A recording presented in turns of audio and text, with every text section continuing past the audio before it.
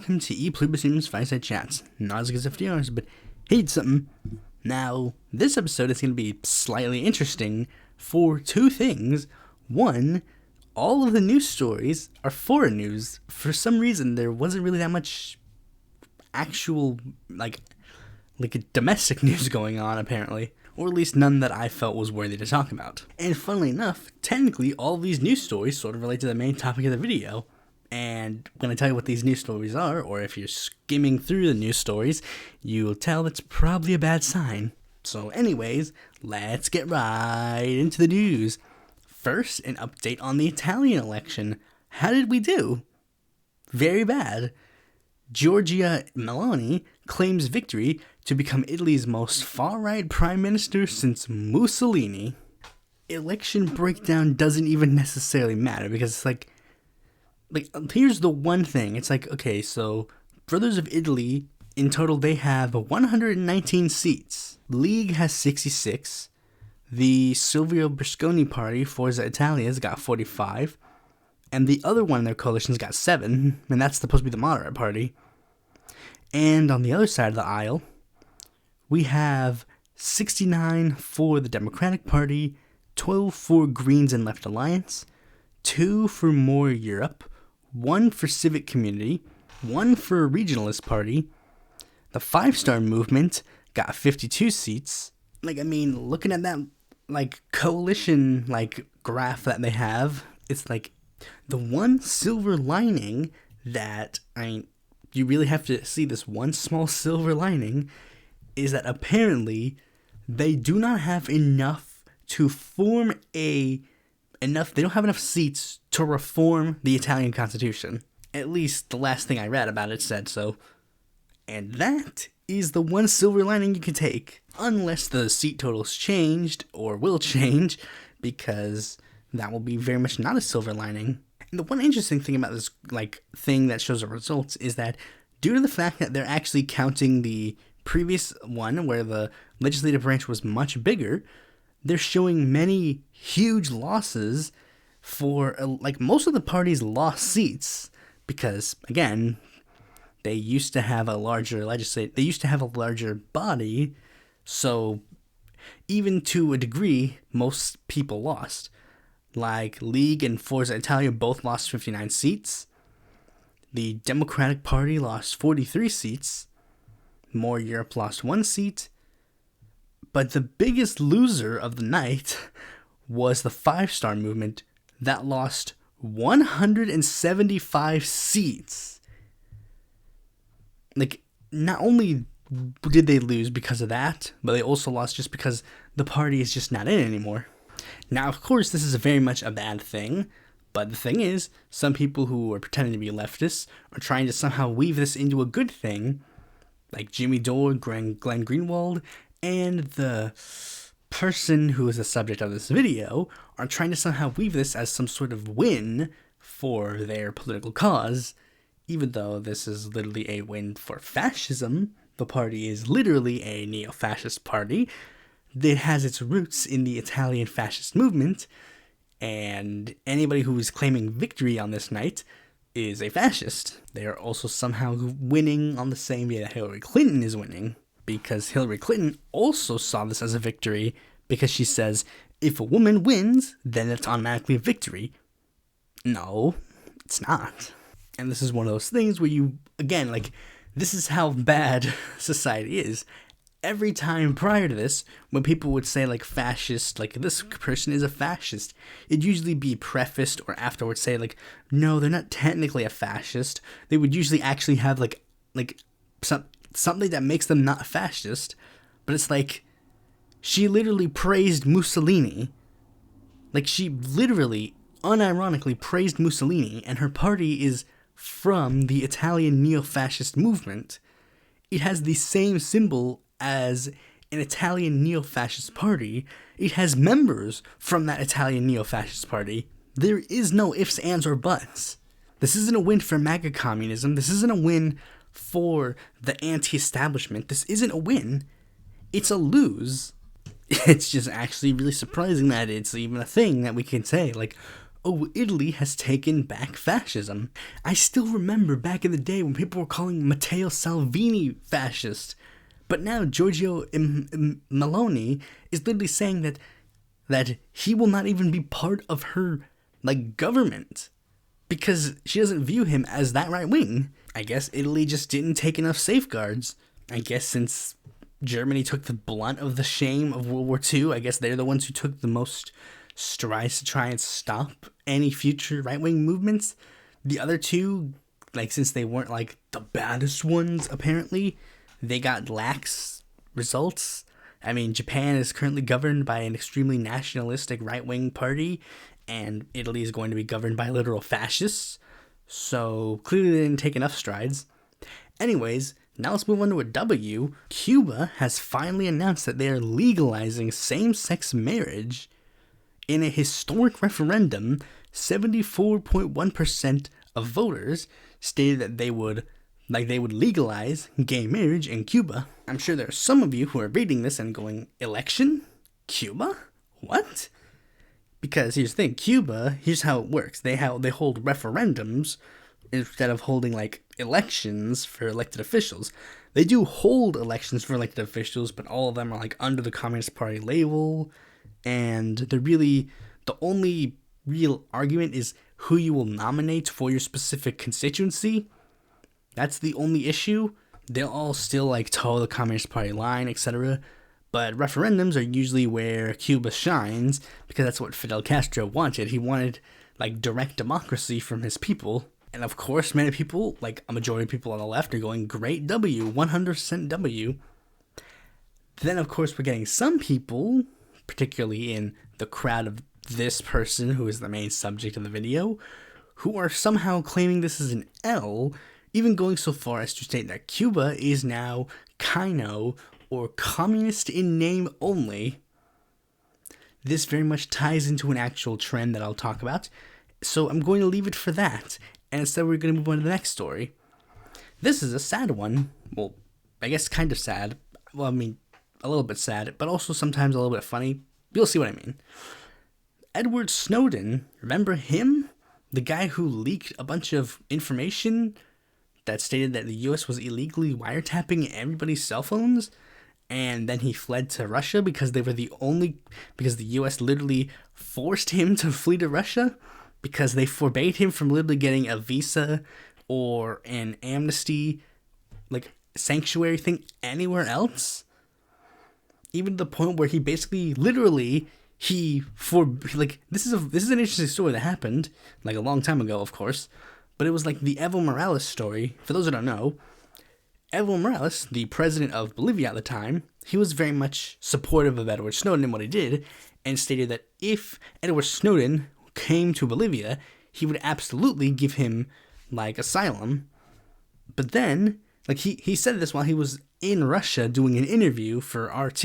Then the next day, he got on a plane and started flying back to Bolivia.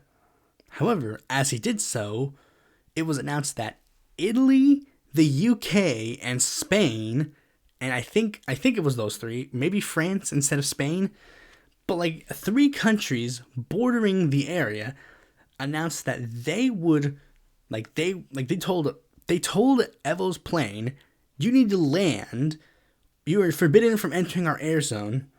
They forced him to land, with basically the implication that if he entered their airspace, they'd shoot him down. Evo then landed in a country behind those 3.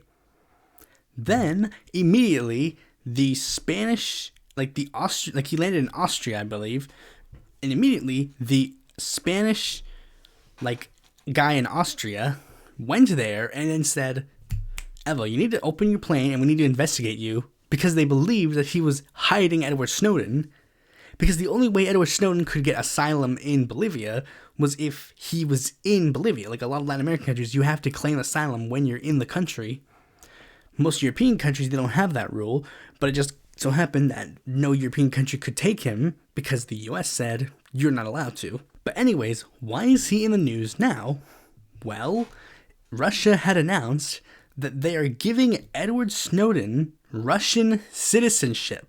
And most people are making a very obvious joke about the fact that it is conveniently around the same time that Vladimir Putin is, I think it's still in a somewhat floating phase, but not necessarily. It's still technically the law, but I don't know how enforced it is. But it's like starting.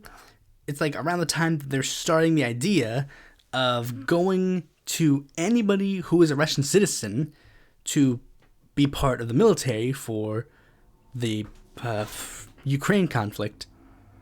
Like, and the funny thing is that particular conflict, it's like the military age for this country, due to the fact that they don't have that many people now, are like 20 something to in their mid 60s. This is military age for them now because they're literally running out of soldiers. So anyways, many people made the same joke like, haha, Edward Snowden becomes a Russian citizen right around the time that he has to enlist. And then making jokes like, haha, Snowden traitor proof. Again, conveniently ignoring all like the information that I stated before about like how the US forbade Snowden from getting asylum in literally every other country in the world, essentially, because context is not necessarily a liberal strong suit. Anyways, now let's move on to the last story. Venezuela and Colombian border reopens to trade as tensions ease. Trucks loaded with aluminum and medications have crossed a bridge linking Colombia and Venezuela for the first time in 7 years as the neighboring countries continue to mend relations after years of political conflict. The border reopening, which will see goods like coal, toilet paper, and fruit move through the crossings between the Colombian city of Cutuca and the Venezuelan state of Taichria, was a key campaign promise of Colombia's new left-wing president, Gustavo Petro. Petro arrived at Simon Bolivar International Bridge, one of the main crossings that connects the two countries, for a ceremony on Monday morning. Again, this is relevant to the main topic, so I guess since we're just going into it, let's just get into it. The main topic of this video, my thoughts on Jackson Hinkle. If you're fortunate enough to not know who Jackson Hinkle is, I am sorry if you're going to continue to listen to this episode, because I'm about to regale you the story of a person who really is very obviously not a serious political figure.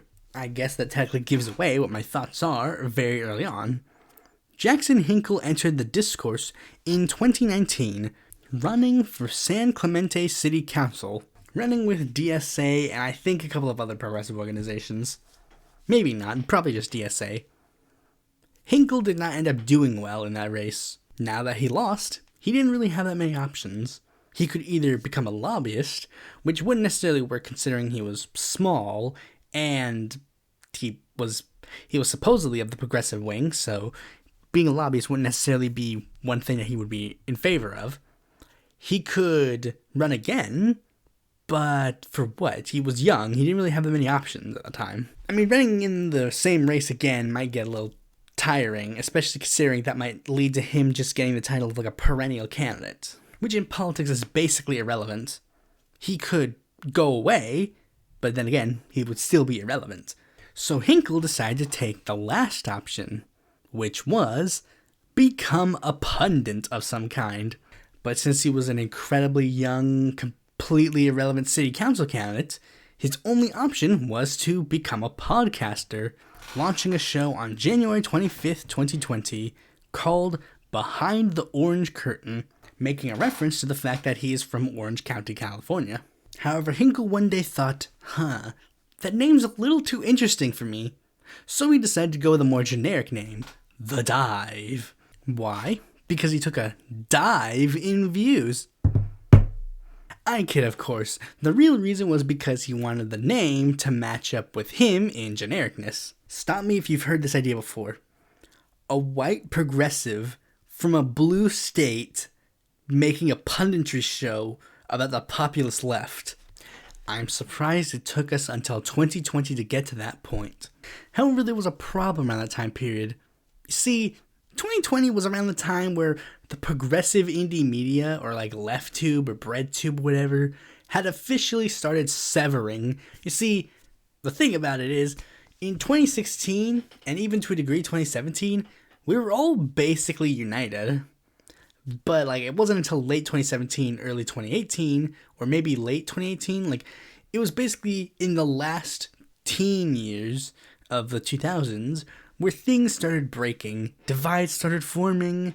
You had like Cenk Uygur, of course, on one side, and then you had like Jimmy Dore on another side, and then you had Kyle Kalinske sort of like being a little bit of a middle ground. This is also the beginning of the rise of BreadTube, where you're starting to get in like content that isn't necessarily news related.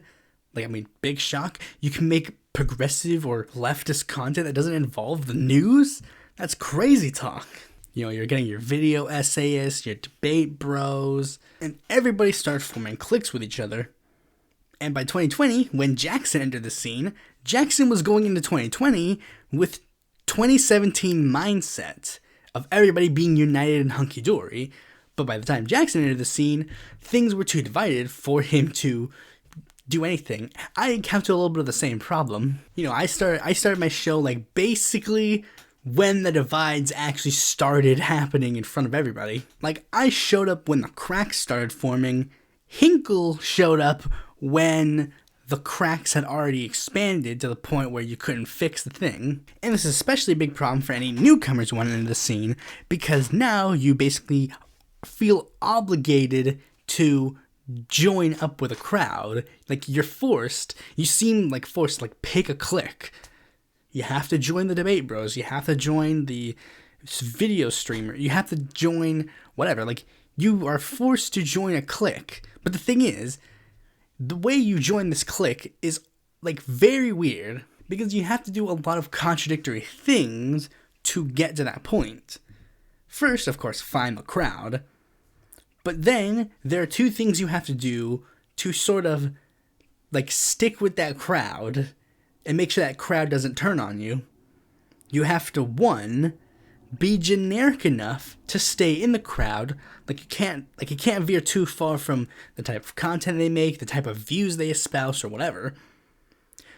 And then lastly, you also have to be unique enough that you don't blend in to the crowd.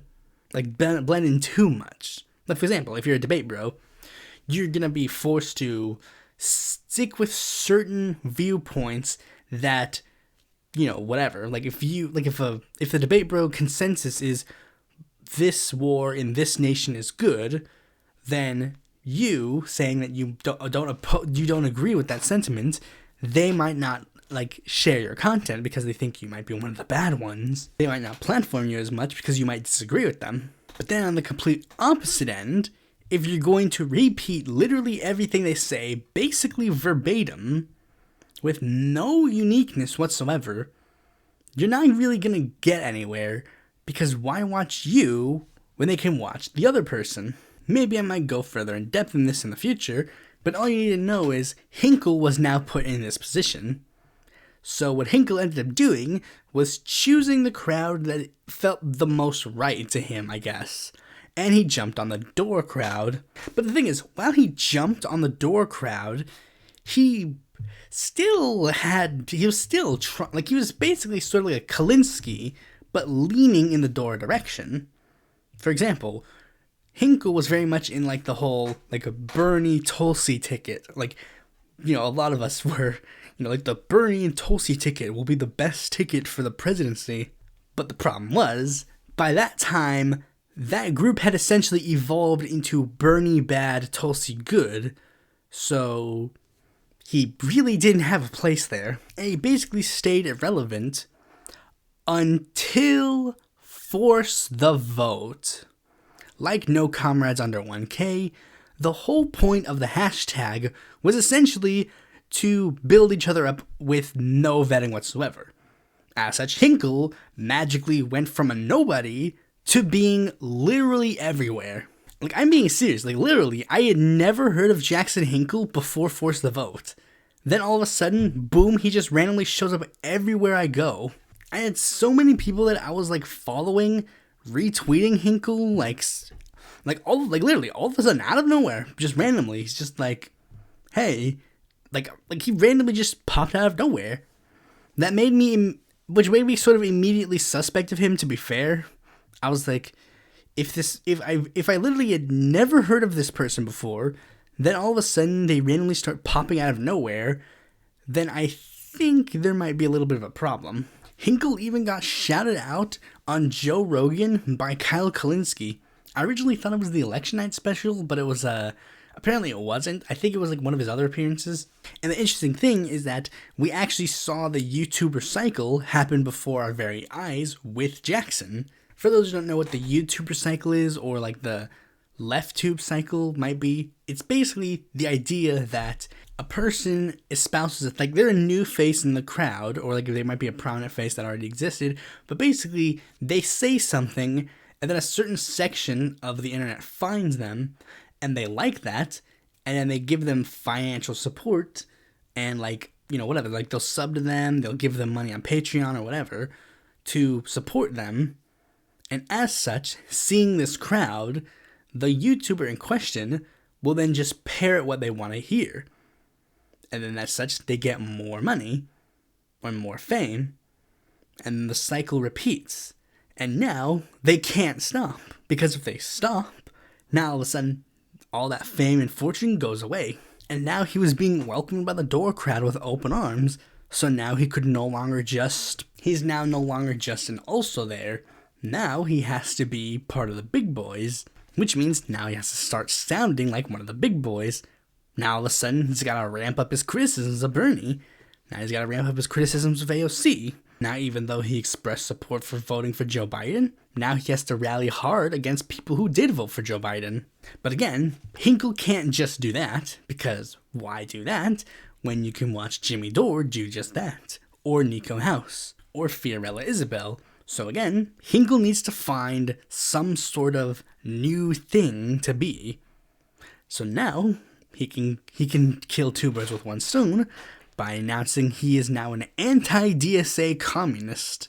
Now you might say, isn't that Ryan Knight's thing? Pfft, we all know Ryan Knight doesn't have a thing. Now that'd be one thing, but then Hinkle decides to go to some very trustworthy sources in regards to communism, going to Caleb Maupin and Infrared Haas for some guidance on this new path. One admiring people with very fascist tendencies like Dugin and LaRouche, and the other literally working with Dugin. And all of a sudden, with this new attitude, Hinkle completely changed.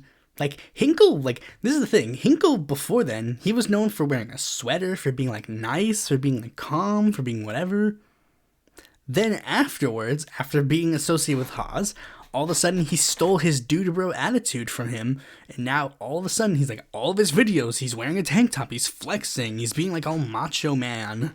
The dude literally took basically incel talking points and implanted them in his head, thinking that now he had to be oh, I have to be this big macho man. All of his stuff is screaming in his microphone now, flexing for the camera, and just having this completely BS attitude that Hinkle never had before, and then just magically has.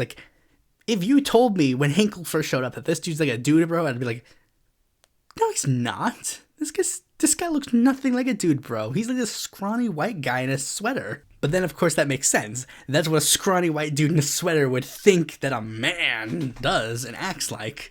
It's literally so pathetic.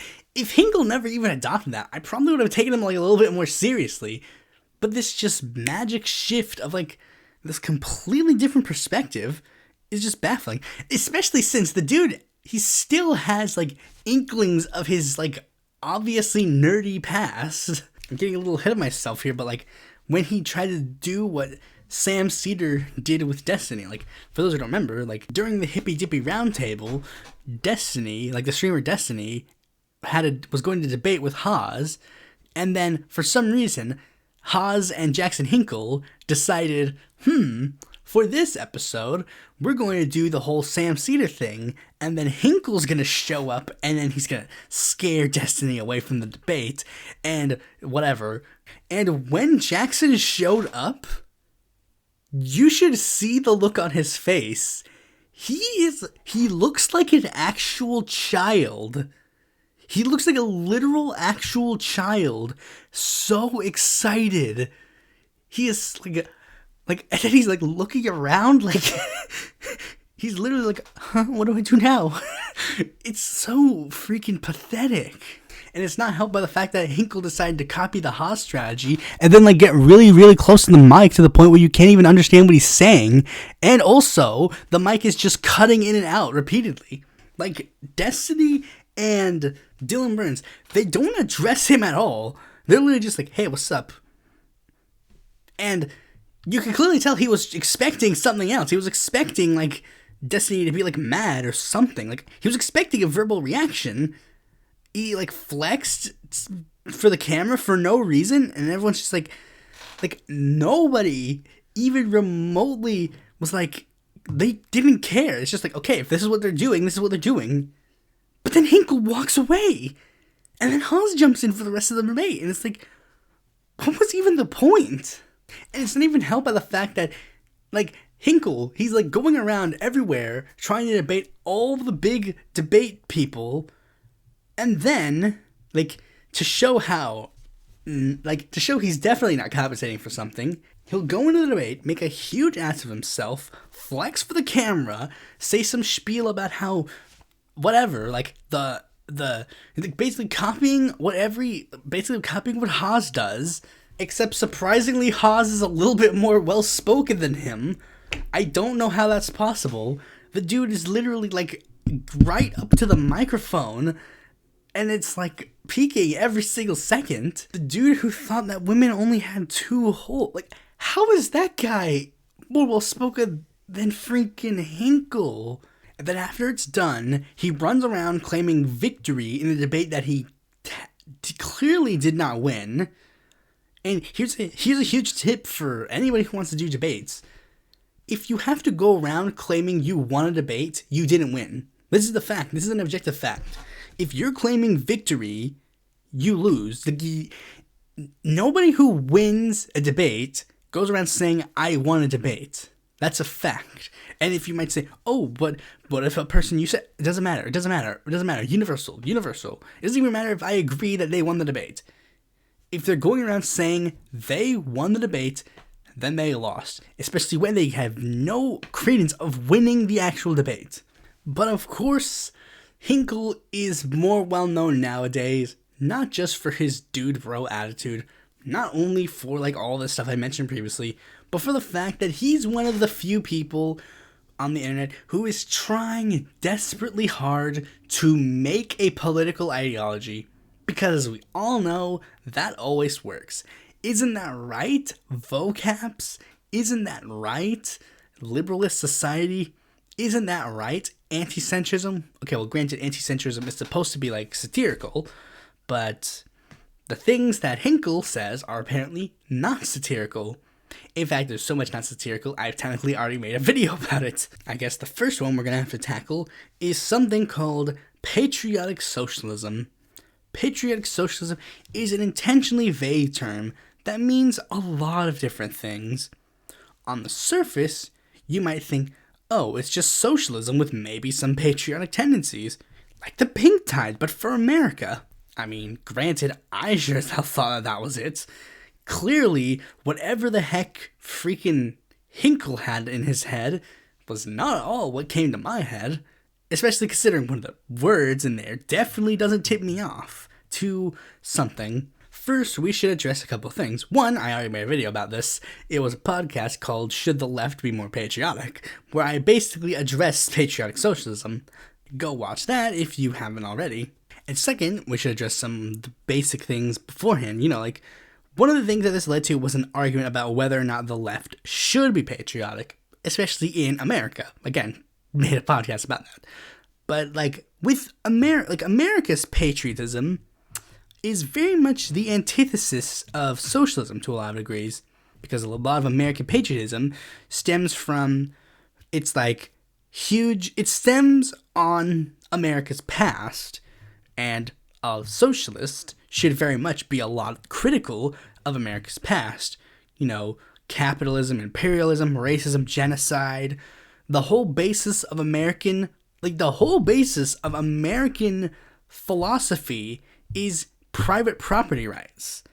That's literally what the Constitution was going to say.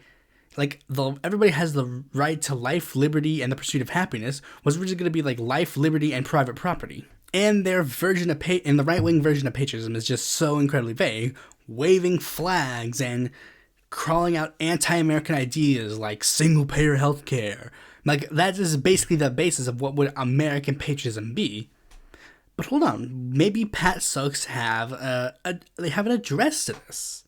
Like, maybe there's actually something they could say here that actually addresses the problems we might have. Okay, so what is a PATSOK? What do they do? What is their thing?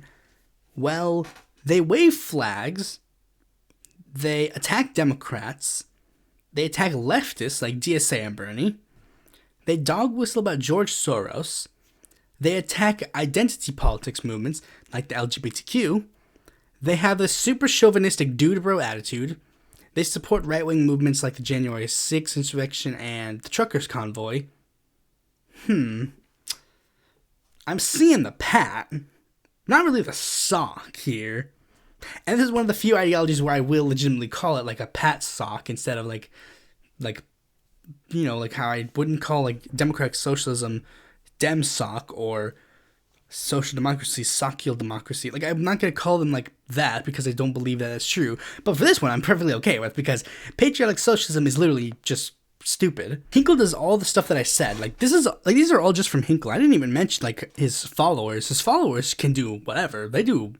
Sometimes they do much worse. Literally, they do that plus more. The last one especially is very telling of not only him, but like things that might have birthed ideologies like him, like sort of like the quote-unquote ML movement that Maupin is part of, the Tankies movement or whatever. But like, this is the thing. This is a big thing. This is a huge problem. This is a larger problem than just Hinkle, because not only Hinkle does this, but Hinkle is probably the most egregious example you can think of. See, Hinkle went on and on and on and on about how the left was like, they needed to support the truckers convoy. Like, they needed to support them. Like, no ifs, ands, or buts. Like, they needed to support them.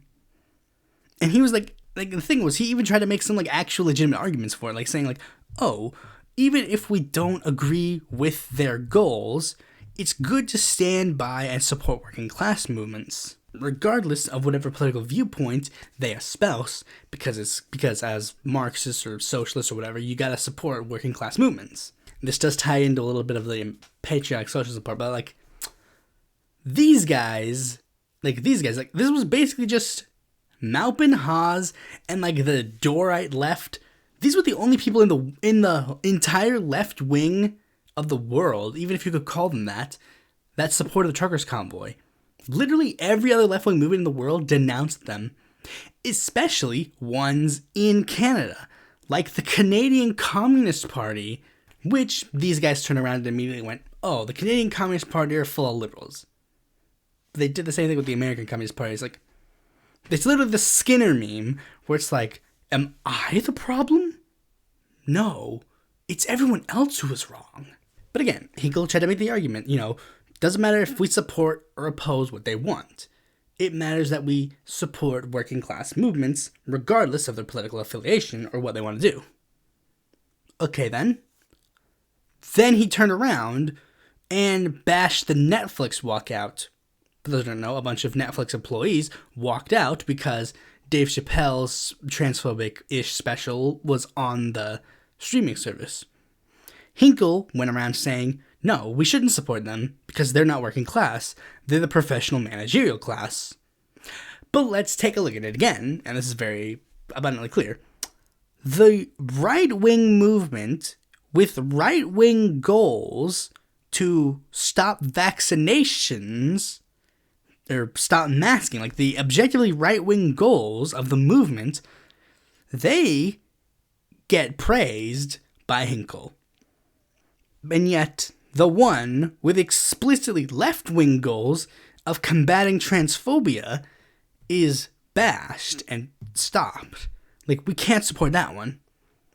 This is a common thing we see from, like, not only Hinkle, but of course, like Tankies otherwise. The most reactionary elements of whatever, whether they be left-wing discourse or just reactionary movements worldwide, they get uncritical support. You need to support them because they're fighting against imperialism, or they're fighting against US hegemony, or they're working class movements, whatever. But then the one that doesn't have the problems, the ones who are fighting for objectively left-wing goals that are not reactionary, they don't get critical praise. In fact, they get quite the opposite.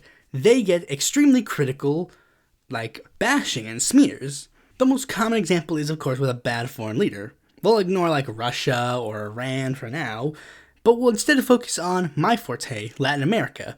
Because that's the thing. These guys always love to claim that they know a lot about Latin America and whatever, but then it's they just objectively don't know crap about them. And to keep it on the topic of this video, Hinkle very much uncritically backed Castillo and Ortega 100%. He loved them. He loved Pedro Castillo. He was tweeting all day long about how much Pedro Castillo's win would be such a huge victory for the left. Huge victory for socialism. Huge victory for communism or whatever. Then he would turn around and bash on Boric and Petro. Bash on them extremely hard, ignoring the long-standing history of Chile and, of course, the fact that Boric is literally one of the furthest left leaders that Chile has had. Allende is literally probably the only exception. But the Petro one got him into a lot more shit. Because here's the thing. Petro was one of the ones that a lot of his allies supported. And Hinkle was going around saying Petro was a George Soros bot, whatever. Again, people were this is stupid. Why are you saying any of this? But again, to show how egregious this is, he went so far as to claim that Gustavo Petro, the Marxist guerrilla fighter, was to the right of his opponent, Rodolfo Hernandez, the millionaire who accidentally said that he admired Adolf Hitler. He was doing Monday Night Quarterback for Rodolfo Hernandez, saying Hernandez was definitely good because he was supporting of opening up relations with Venezuela, as opposed to what Petro's doing right now. But like I said, all the news stories tie back in. His supporters are going so far as to claim, again, his supporters are the ones that are going around saying that Cuba is communist in name only because they legalized gay marriage. He posted memes about how women in the West are bad because they can not be forced to wear burqas all day. And he's also trying to turn the fascist winning in Italy into a W. He's one of those people trying to do that. But his ideology has gotten more blatant and more incoherent when he pushed for something called MAGA communism. Now, I think Hinkle stated that he wasn't the one who originated it. It was more a Haas thing, but Hinkle's clearly trying to make it his thing, so definitely, it's going to be attributed to him, most likely. What is MAGA communism? MAGA communism is another meaningless hashtag like force the vote. Oh, I'm sorry, it's supposed to be an actual ideology, so let's go over it. Hinkle has stated that his goal is uniting Marxists and MAGA to overcome the oligarchical globalists and the deep state. And when I read that out loud, the entire political spectrum groaned because of how stupid it is. This is literally an expansion of the populist alliance of yesteryear, but worse. Again, already made a video about it. Because it's worse, because the populist movement, at the very least, there is some veneer of not actually having a coherent ideologies. I think it's weird to say, but that is true. The idea of populism does seem to be less adherent to actual ideology and ideological goals. But the thing is, he is making it way worse by attributing one of the most orthodox, hardline ideologies out there to one of the most completely antithetical movements to it in the world. He is again doing the same mistake that the Populist Alliance does. They agree on a problem. You can agree on a problem all day long. That's not how politics works. Everybody agrees there is a problem. The issue is, how do you fix it? And your goal, and the two things you're saying, Marxism and MAGA, they're literally these are their solutions to the problems. Here's the solutions to the problems facing America today proposed by Marxism. A stateless, classless society brought on by the abolition of capitalism. MAGA's solution is keeping a far-right billionaire capitalist as the leader of the United States. By any means necessary, apparently. There's a video by Non-Compete that explains this a little bit more in depth. It's a lot more normal video essay-y as opposed to this being like a podcast. But I'll just borrow one point. It's like, right here, uniting Marxists and MAGA. Not converting MAGA to Marxists. Not trying to win people over to our goals. He legitimately asterisk, because I don't think he actually legitimately believes this. He thinks that Marxists and MAGA do have similar goals when they just literally cannot be further apart from their goals. And the only way that they can even be remotely brought closer to their goals is literally when they flat out lie. Either lie about what they stand for, supposedly. Again, I have to ask supposedly because I literally don't think Hinkle actually believes in this part. Because here's the thing. One of the big things that many people noticed was months ago, a long time ago, Hinkle removed the word communist from his ad. So he used to have American communist in his bio, but then he changed it to not have any mention of that whatsoever. So clearly, he was trying to hide the fact that he was a communist from people who might be from MAGA who want to support him. So right off the bat, he has to lie about that. Second, he has to, quote-unquote, lie about, their shared enemies. Hinkle, one of the big things he likes to do is, say, oh, our goal is to stop the globalists. Now, for starters, I only heard of globalists from, right-wing circles. So, right off the bat, that's very sus. But, the thing is, he even went so far as to go into an interview with Socialist MMA to try and, dispute, because Socialist MMA just says, why not just call out capitalism? Hinkle then, made up a term called techno-feudalism, said, well, technically, what I'm arguing against is techno-feudalism.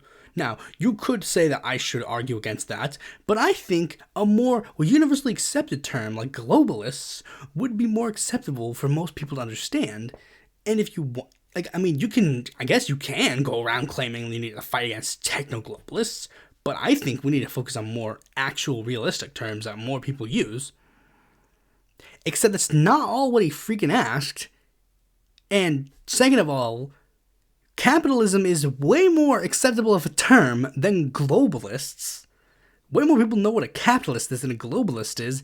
You need to already be a little bit in-depth in politics to understand what globalism is. So again, you already gotta lie more. But another one came from when he went on OAN to explain what MAGA communism is, where he point-blank stated, one thing about communism, communism doesn't believe in the abolition of private property. Well, that's very interesting, Jackson, because, believe it or not, I actually have a copy of the Communist Manifesto right here. The cornerstone of literally all of socialist philosophy. And to verify that all the information I'm going to state is true, I'm actually going to tell you the version that I have so that you can check for yourself any of the stuff that I say. The version I have is from Pocketbooks Nonfiction, and I'm just going to read a little bit of stuff from page 81. The theoretical conclusions of the communists are in no way based on ideas or principles that have been invented or discovered by this or that would-be universal reformer. They merely express in general terms actual relations springing from an existing class struggle, from a historical movement going on under our very eyes. The abolition of existing property relations is not at all a distinctive feature of communism. All property relations in the past have continually been subject to historical change, consequent upon that change in historical conditions. The French Revolution, for example, abolished feudal property in favor of bourgeois property. The distinguishing feature of communism is not the abolition of property generally, but the abolition of bourgeois property. But modern bourgeois private property is the final and most complete expression of the system of producing and appropriating products that is based on class antagonisms, on the exploitation of the many by the few. In this sense, the theory of the communists may be summed up in a single phrase: abolition of private property. We communists have been reproached with the desire of abolishing the right of personally acquiring property as the fruit of a man's own labor, which property is alleged to be the groundwork of all personal freedom, activity, and independence. Hard-won, self-acquired, self-earned property. Do you mean the property of the petty artisan and of the small peasant, a form of property that preceded the bourgeois form? There is no need to abolish that. The development of industry has, to a great extent, already destroyed it, and is still destroying it daily. Or do you mean modern bourgeois private property? But does wage labor create any property for the laborer? Not a bit. It creates capital, i.e. the kind of property that exploits wage labor and that cannot increase except upon condition of begetting a new supply of wage labor for fresh exploitation. Property in its present form is based on the antagonism of capital and wage labor. That went on longer than I expected because I actually felt that I should give the entire context, just so people don't think that I'm taking Marx out of context. But I'm pretty sure that that entire sentence, that's not a whole sentence, but that whole chunk gives you a good idea of how communists view private property. In the sense that it exists currently, it should be abolished. So again, Hinkle has to kind of lie about what he believes in. Well, granted, I don't think he's lying. I think he doesn't believe in that kind of stuff at all. Now, you might think, oh, whatever, this seems like basically the same stuff. But what's worse is that Hinkle is actually, unlike patriotic socialism that was more existing as an idea, MAGA communism is literally supposed to be a political movement. He actually intends to get people to join MAGA communist movements for him. So he's actually proposed some policy planks to his ideology. Wow. Okay, so let's explain some of these, and you will see how much of still contradictory this is. For starters, I want to make one thing very big and very noticeable, and you can kind of tell how bad this is. Even though Hinkle literally started his career and getting big because of Force the Vote, the thing to push for Medicare for All. Medicare for All is not even on here. I wonder why the guy who wants to team up with MAGA is very much not okay with Medicare for All. Here's some contradictory elements. First, end globalist imperialism. Yeah, MAGA doesn't want to end the imperialism at all. And even, here's the thing, because he goes on to go say stuff like leave NATO and cut foreign aid democracy promotion. Using that particular wording is weird. You can tell he's trying to push some sort of this alliance. He's trying to push for this anti-imperialist isolationist alliance. But it's the thing is isolationists don't necessarily believe in ending imperialism as long as they're the imperial power. Here's a funny one. Pardon Assange and Snowden. Trump is the one who pushed for Assange's extradition, so clearly not in the same boat. Declare major energy resources as public commodities. It's not bad, but it's that's not what MAGA wants. MAGA doesn't want that. Here's one that's clearly a token to MAGAds. Patriotic education and woke academia. And another one, he hates Antifa, so it's and the Antifa terrorism. Here's one that's interesting. Arrest George Soros, Klaus Schwab, Bill Gates, Fauci, and all Epstein associates of criminals. Very much trying to not be... That's very much anti-MAGA because that would mean arresting Trump. So, yeah. But the thing is, the one thing that I very clearly wanted to talk about was this one. Nationalize big tech. Now, first, that's right next to one of the other ones, dismantle big tech. Because that's just weird. Dismantle big tech versus nationalize big tech. Because here's one thing that is very interesting. No MAGA person wants to nationalize anything. Not a single MAGA person wants nationalization. They're anti-socialists. They do not support nationalization. I even did a funny thing when MAGA communism's platform came out. I decided to look over the platform and bust out the 14 characteristics of fascism. Alright, let's see. Powerful and continuing nationalism. Patriotic education and woke academia. Right-wing talking point, that's a check. Disdain for the recognition of human rights. Ban Antifa terrorism. Clearly trying to harm people who are activists for Antifa. Check mark for that. Identification of enemies, scapegoats as a unifying cause. The whole list is littered with it. Antifa, woke, Obama, Soros, Clinton, Bush, Pompeo. It's full of it. Supremacy of the military. To be fair, I don't think that's really in there. In fact, he actually points out ending the military-industrial complex. Rampant sexism. Because here's one thing that is in the thing. Because when they say rampant sexism, they don't just mean like we hate women or we hate gays or whatever. They just mean like super chauvinistic for men. And like he has a very machismo attitude. But also there's one part of the platform that's sort of like subsidized gyms in every community. That's very clearly in the same vein of like, oh, he wants like the men to be like manly men. Like go to the gym every day. That's clearly what he's aiming for. So that's a check mark. Controlled mass media. So Hinkle wants to push for something called the literacy movement mixed with patriotic education. Clearly an attempt to control the way education is done to be super pro-America. That's controlled mass media. Check mark. Obsession with national security. Stop Antifa street terrorism and no open borders. Check mark. Religion and government are intertwined.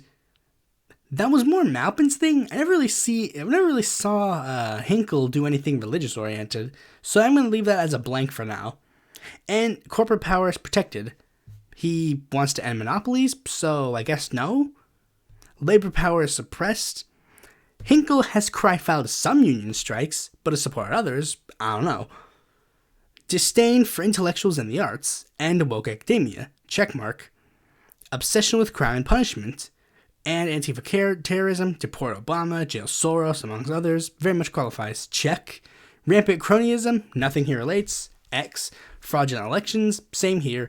X. Though some person made the argument that him wanting, because there's one part in here where he wants to he wants to pardon all of the January 6th insurrectionists, and then that weird label about like democracy, like ending democracy promotion. That's kind of weird.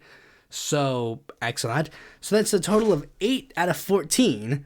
Definitely not a good sign when that is your movement. Like when you're trying to be like anti-fascist, it's not a good sign when your group is being like 8 out of 14 fascist. He's also been one of those guys that's like tried to praise Marjorie Taylor Greene, like, oh, Marjorie Taylor Greene is for the left of AOC on Ukraine. And again, this whole MAGA communist movement, like they hate Cuba now, even though Cuba's literally been the spearheaded movement of communism for years. And another thing that they've gone so far is that they're literally supporting politicians who are anti-communist. Like one of the MAGA communist things that I saw was like people saying like, oh, look, Huey Long is so great. But it's like Huey Long hated FDR because he thought FDR was too close to communists. And then they went on to go like, oh, well, you need to understand blah, blah, blah to understand that he's actually a communist. But it's like, this is this weird topsy-turvy land they live in. The actual socialists, like AOC, they're not socialists. Like Boric, AOC, they're not socialists. But the ones who aren't socialists, they're really socialists. It's like, it's just so stupid. I should also bring up the fact that this is clearly just a ploy to try and join up with the only reason why he's doing this, like why he's doing MAGA communism, is because of the fact that he can't do like what Dave Rubin did because it's too obvious anymore. Like if this were like a couple years back, he would have just said that he's like a conservative now. He's just doing this as a ploy to try to get to have a reason to support Trump in 2024, but he has to somehow pretend that this is an actual obvious, like normal thing that any human being would believe in when it's not at all. So yeah, if you couldn't guess by this point, I'm not really a fan. So anyways, that's all I really have to say on that. I didn't even want to make this video at all because I just thought that Hinkle was just a complete no... Like, he had so many reasons to not make this video. First, Hinkle was a complete nobody. Then second of all, I thought his ideology was so stupid that it wouldn't even warrant talking about. But too many people are just too stupid to understand how blatantly, obviously, completely brain dead this is. So now you're obligated to talk about it. The silver lining is that a bunch of the people who are following Hinkle and Haas right now are just a bunch of stupid, like, 14-year-olds. And pretty soon they'll grow up and realize this is completely stupid. And hopefully they'll stick with the communist side and not the MAGA side. Thanks for watching this video. Be sure to like, comment, share, and subscribe, and click the bell to notify when a future video of mine comes out. And if you just more content from me, you can go to my website, follow me on Twitter, join my Discord, check out my articles on the Independent Political Report, or consider supporting me on Patreon.